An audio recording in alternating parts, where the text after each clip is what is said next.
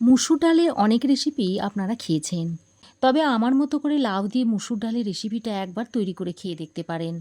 এটা গরম ভাতের সঙ্গে খেতে দারুণ লাগে। খুব সহজ একটা রেসিপি, একদমই কম তেল মশলায় এটা তৈরি হয়ে যায়।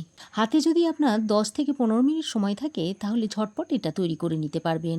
নমস্কার বন্ধুরা, তিয়াশাস রেসিপিতে সকলকে স্বাগত জানাই। আজ আমি আবারও একটা নতুন রেসিপি নিয়ে চলে এসেছি। আশা করছি রেসিপিটা আপনাদের ভালো লাগবে। তো লাউ দিয়ে মুসুর ডালের রেসিপিটা তৈরি করার জন্য এখানে আমি একটা লাউ নিয়েছি আর ছোট্ট সাইজের একটা লাউ নিয়েছি। এবার এই লাউটাকে কেটে নিতে হবে। তো লাউটাকে আমি এরকম সরু সরু আর লম্বা লম্বা করে কেটে নিয়েছি। রান্নাটা করার জন্য কড়াই গরম করে দিয়ে দিচ্ছি সর্ষের তেল।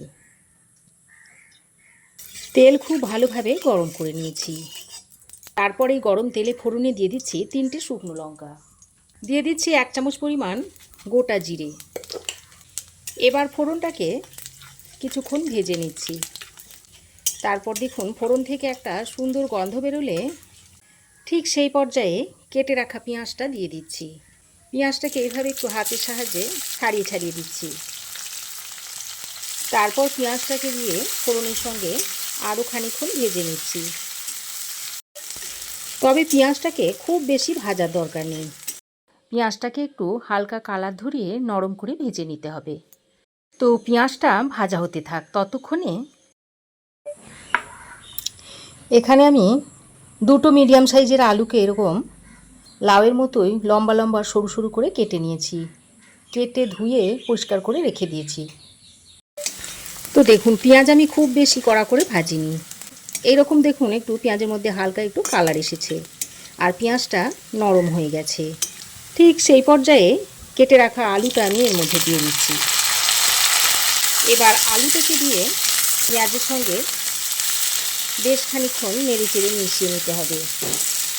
বন্ধুরা, আমি যেভাবে উপকরণগুলো মেশাচ্ছি আপনারাও ঠিক একইভাবে মিশিয়ে নেবেন, তাহলে আপনাদের রেসিপিটাও একদম পারফেক্টভাবে তৈরি হয়ে যাবে। আলুটাকে দিয়ে পেঁয়াজের সঙ্গে বেশ খানিকক্ষণ ভেজে নিয়েছি। এবার আমি এর মধ্যে দিয়ে দিচ্ছি 1 চামচ পরিমাণ আদা আর রসুনের পেস্ট। আদা রসুনের পেস্টটা দিয়ে আলুর সঙ্গে ভালো করে নেড়ে চেড়ে মিশিয়ে নিয়ে এই আদা রসুনটাকে আরও খানিকক্ষণ আলুর সঙ্গে কষিয়ে নেব। আমি আদা রসুন একসঙ্গে বেটে নিয়েছি, আপনারা চাইলে আদা রসুন আলাদা করে বেটে নিয়ে দিতে পারেন। আদা রসুনটা কষাতে কষাতে এখানে আমি ঝালের জন্য দিয়ে দিচ্ছি কাঁচা লঙ্কা কুচি। তবে কাঁচা লঙ্কাটা আপনারা এখানে বেটে নিয়েও ব্যবহার করতে পারেন। তারপর আবারও ভালো করে মিশিয়ে নিচ্ছি। 2টো টমেটোকে এরকম স্লাইস করে কেটে নিয়েছি।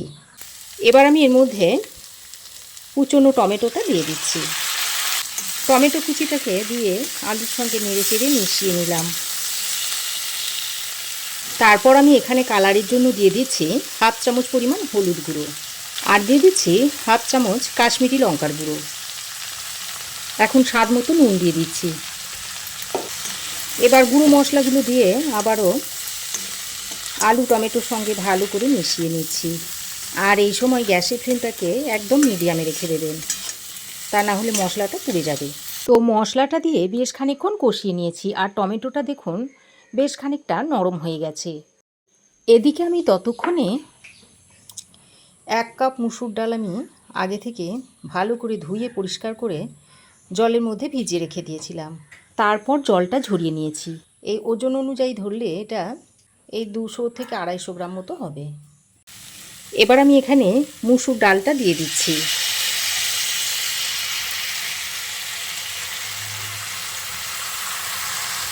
মুসুর ডালটা দিয়ে আলু পেঁয়াজের সঙ্গে খুব ভালো করে মিশিয়ে নিতে হবে। মুসুর ডালটা দিয়ে আরও 2-3 মিনিট মতো খুব ভালো করে সব কিছুকে কষিয়ে নিয়েছি। এবার আমি এর মধ্যে কেটে রাখা লাউটাকে দিয়ে দিচ্ছি। তারপর লাউটা দিয়ে আবারও সব কিছু একসঙ্গে মিশিয়ে নিচ্ছি। খুব ভালো করে মিশিয়ে নিতে হবে। বন্ধুরা, লাউয়ের রেসিপি তো আপনারা অনেকভাবে খেয়েছেন, এইভাবে একবার মুসুর ডাল দিয়ে লাউয়ের রেসিপিটা তৈরি করে খেয়ে দেখবেন। গরম ভাতের সঙ্গে খেতে অসাধারণ লাগে। তো লাউটা দিয়ে খুব ভালো করে 3-4 মিনিট মতো মিশিয়ে নেব। তো লাউটা দিয়ে খুব ভালো করে সব কিছুকে মিশিয়ে নিয়েছি।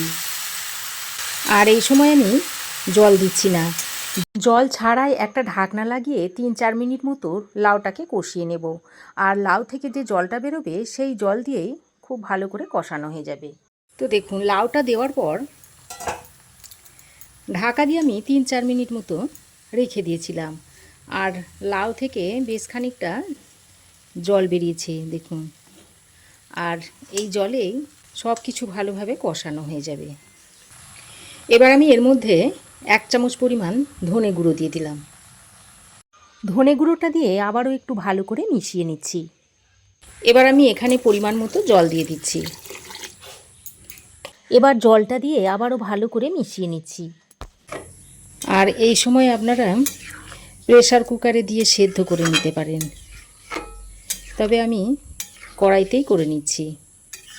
তো জলটা দিয়ে ভালো করে মিশিয়ে নিয়ে আবারও ঢাকা দিয়ে 5-6 মিনিট মতো রান্না করে নিচ্ছি। ঢাকা দিয়ে আমি আরও 4-5 মিনিট মতো রান্না করে নিয়েছি। আর দেখুন রান্না মোটামুটি হয়েই গেছে। দেখুন আলু ভালোভাবে সেদ্ধ হয়ে গেছে, লাউ দেখুন খুব সুন্দর সেদ্ধ হয়ে গেছে। আর ডালটা দেখুন ঠিক এই রকম সেদ্ধ হবে, একদম গলে যাবে না অথচ সেদ্ধ হয়ে যাবে। দেখুন দেখেই বুঝতে পারছেন ডাল কিন্তু একদম গলে যায়নি অথচ সেদ্ধ হয়ে গেছে। এবার আমি সবশেষে এর মধ্যে 1 চামচ পরিমাণ ঘি দিয়ে দিচ্ছি আর সামান্য পরিমাণে গরম মশলা পুরো ছড়িয়ে দিচ্ছি। আর হাতের কাছে যদি ধনেপাতা থাকে তো অল্প পরিমাণে একটু দিয়ে দিতে পারেন, তবে এটা অপশনাল, না থাকলে নাও দিতে পারেন। এবার ঘি, গরম মশলা আর ধনেপাতার কুচোটা দিয়ে আবারও সব কিছু একসঙ্গে ভালো করে মিশিয়ে নিয়েছি। আর দেখুন কি দুর্দান্ত হয়েছে। আর এই মুসুর ডাল দিয়ে লাউয়ের রেসিপিটা এরকম একটু মাখো মাখো টাইপেরই হবে। এবার আমি আপনাদের একটু সার্ভ করে দেখাচ্ছি। তাহলে বন্ধুরা আমার এই আজকের সহজ সরল মুসুর ডাল দিয়ে লাউয়ের রেসিপি আপনাদের কেমন লাগলো অবশ্যই একটা কমেন্ট করে জানাবেন। ভালো লাগলে একটা লাইক ও শেয়ার করবেন, পাশে থাকা বেল আইকনটা অবশ্যই প্রেস করে দেবেন। আর আমার চ্যানেলে যদি নতুন হয়ে থাকে তো প্লিজ চ্যানেলটাকে সাবস্ক্রাইব করার অনুরোধ রইল। আজ এই পর্যন্তই, আবার দেখা হবে নতুন কোনো রেসিপি নিয়ে নেক্সট এপিসোডে। সে পর্যন্ত ভালো থাকবেন, সুস্থ থাকবেন। ধন্যবাদ।